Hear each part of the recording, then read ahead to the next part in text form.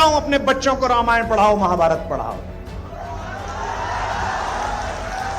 और इसलिए पढ़ाओ कि फायदा होगा। मुझे हुआ, मैंने महाभारत पढ़ी थी तो मुझे पता था कि मित्र अगर दुर्योधन निकल जाए तो उसके रथ से उतर के भागो, वरना कर्ण की तरह मारे जाओगे। तो इसलिए पढ़ो, चलो मत पढ़ो उस कारण से जो मैंने कहा था, इस कारण से पढ़ लो।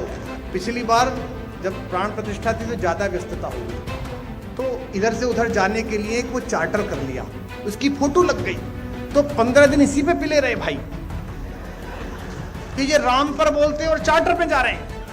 तो मैंने कहा ये कहां लिखा हुआ है चार्टर में हराम वाले ही जाएंगे, राम वाले नहीं जाएंगे, ये कहां लिखा हुआ है? अब छाती कूटो या माथा कूटो, भारत के सांस्कृतिक पुनर्जागरण का वर्ष तय हो गया है। अगले 100 वर्ष हिंदुस्तान को कोई नहीं रोक सकता।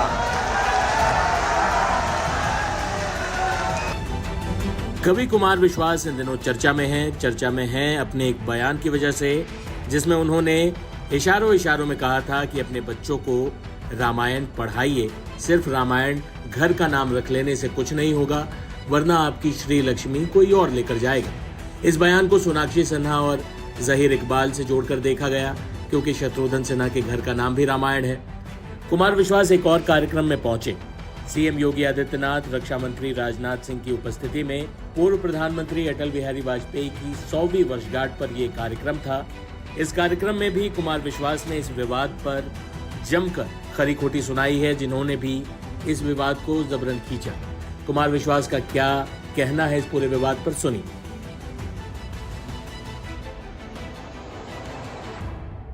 सोशल मीडिया का जमाना है। 2 घंटा 23 मिनट बोला मैं 4 दिन पहले, 20 सेकंड चला, 20 सेकंड। और उसमें बहुत आभार आदरणीय गृह मंत्री जी,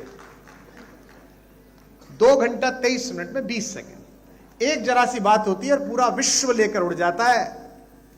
एक छोटा सा मुझे स्मरण आ गया, आदरणीय मुख्यमंत्री जी, आदरणीय रक्षा मंत्री जी, मेरे को आदत है फेसबुक ट्विटर पे लिखने के बाद 5 बिंदी लगा देने की। तो मैं एक बार बंबई जा रहा था तो मैंने एक वाक्य लिखा, 5 बिंदी लगाई, फिर सोचा यही वाक्य कॉपी करके ट्विटर पे लगा देता हूं, लेकिन वो कॉपी की जगह कट हो गया। और तब तक वो व्योम बाला घूरने लगी, एयर होस्टेस, कि बंद करिए मोबाइल। तो मैं अच्छे नागरिक की तरह बंद करके बैठ गया। अब 2 घंटे बाद उतरा तो घटना यह कि 5 बिंदु चुपके हुए, कुछ नहीं लिखा हुआ है। और आनंद तो लेंगे कि नीचे 2000 कमेंट। यही तो विद्वान आदमी की पहचान है।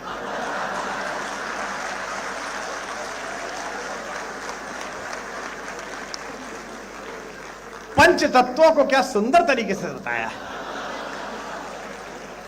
एक कह रहा था कि नहीं, आजकल कुमार जी आध्यात्मिक हो गए, ये केवी कुटीर में रहते हैं, तो ये 5 वृक्षों की चर्चा है। कुछ भी चलता है। आपसे एक अपराध अनायास हो या किसी के माध्यम से हो जाए, अपयश में रुचि लेने के लिए पूरा संसार उत्सुक है। लेकिन आपने जितना पुरुषार्थ किया है, आपने जितनी क्षमता और मेहनत की है, उसकी कृतज्ञता देने के लिए संसार बहुत कंजूस है। मैं अंतिम पंक्तियां और अंतिम बंद पढ़ता हूं, उन लोगों के सम्मुख पढ़ रहा हूं जिनको यश और अपयश दोनों का अभ्यास है, तब पढ़ रहा हूं कि कब तक गीत सुनाऊं राधा, कब तक गीत सुनाऊं। अब ये सुनिएगा, ये कृष्ण भी कह रहे हैं और दिल्ली राजधानी क्षेत्र से आया हुआ एक कवि भी कह रहा है, जो विभिन्न क्षेत्रों में टहल के आया है, कि जग भर के अपराध सदा ही अपने शीश उठाए। मंच पर जितने जनप्रतिनिधि बैठे, नीचे जितने जनप्रतिनिधि बैठे, इनको मैं यही अनुरोध कर सकता हूं कि जगत के अपयश से कभी विचलित मत होइएगा। अगर आपने सत्य है तो एक ना एक दिन उसकी आभा चमकेगी, निश्चित रूप से चमकेगी। जग भर के अपराध। आज मैं सुबह से देख रहा हूं हमारे वामपंथी मित्र, हमारे कांग्रेसी मित्र अटल जी की कितनी प्रशंसा करते हैं। और अटल जी जब थे तब ये लोग क्या बोलते थे, हम भी देखते हैं। अटल जी थे तो अटल जी बहुत कट्टर थे। फिर आदरणीय अडवाणी जी का भारतीय राजनीति में प्रवेश हुआ, अटल जी बहुत अच्छे हैं। उसके बाद आदरणीय प्रधानमंत्री जी का प्रवेश हुआ। तो अटल जी, अडवाणी जी दोनों बहुत अच्छे थे। और आदरणीय मुख्यमंत्री जी वो समय दूर नहीं है जब प्रधानमंत्री जी बहुत अच्छे हैं, ये भी कहा जाएगा।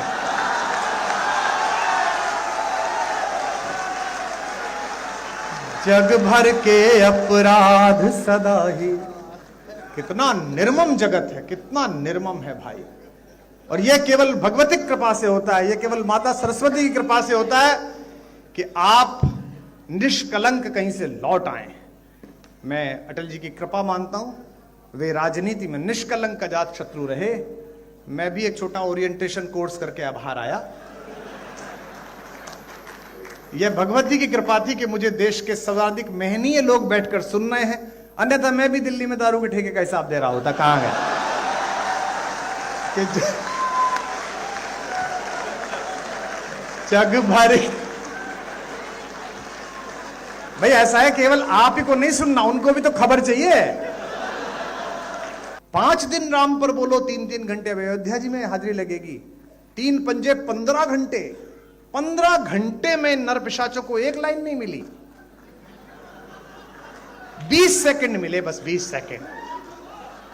और वो सारे आगे पड़ली पार से, पूरे भारत की समस्या एक तरफ, मैं एक तरफ। कुमार विश्वास ने ये कहा, कुमार विश्वास ने ये कहा। मुझे पता है कि आज के बाद भी अतिसार होने वाला है, कोई दिक्कत नहीं है। अरे भैया रहने दे तो बेटा, ये जिंदाबाद विंदाबाद दूसरों के लेकर मेरे 7 साल बर्बाद हुए इसमें। प्राण प्रतिष्ठा थी तो ज्यादा व्यस्तता हो गई, तो इधर से उधर जाने के लिए एक वो चार्टर कर लिया, उसकी फोटो लग गई, तो 15 दिन इसी पे पिले रहे भाई कि ये राम पर बोलते और चार्टर पे जा रहे हैं। तो मैंने कहा ये कहां लिखा हुआ है चार्टर में हराम वाले ही जाएंगे, राम वाले नहीं जाएंगे, ये कहां लिखा हुआ है?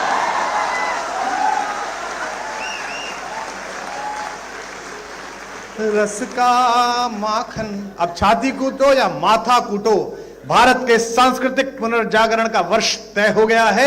अगले 100 वर्ष हिंदुस्तान को कोई नहीं रोक सकता।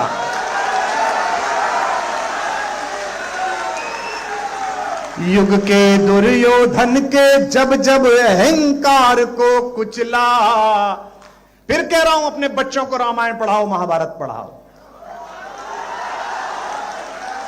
और इसलिए पढ़ाओ कि फायदा होगा। मुझे हुआ, मैंने महाभारत पढ़ी थी तो मुझे पता था कि मित्र अगर दुर्योधन निकल जाए तो उसके रथ से उतर के भागो, वरना कर्ण की तरह मारे जाओगे। तो इसलिए पढ़ो, चलो मत पढ़ो उस कारण से जो मैंने कहा था, इस कारण से पढ़ लो। युग के दुर्योधन के जब जब अहंकार को कुचला, दुनिया जीती गांधारी के। 36-37 वर्ष हो गए मंच पे हमें, हैं? 30 साल तुमने जो उपेक्षाएं की उसका कोई मायना नहीं। हम खुद ही लड़ते रहे, खुद ही भिड़ते रहे, अकेले बोलते रहे। आज थोड़ा सा बड़े लोगों का आशीर्वाद मिल गया, उनका स्नेह मिल गया, तो तुम्हें दर्द हो गया कि कवि इतना लोकप्रिय क्यों है। कवि लोकप्रिय नहीं है, विचार लोकप्रिय, जिसे कवि गा रहा है। युग के दुर्योधन के जब जब अहंकार को कुचला। विदा करना मुझे, मैं आपसे सवाल पूछ रहा हूं अगली लाइन में। दुनिया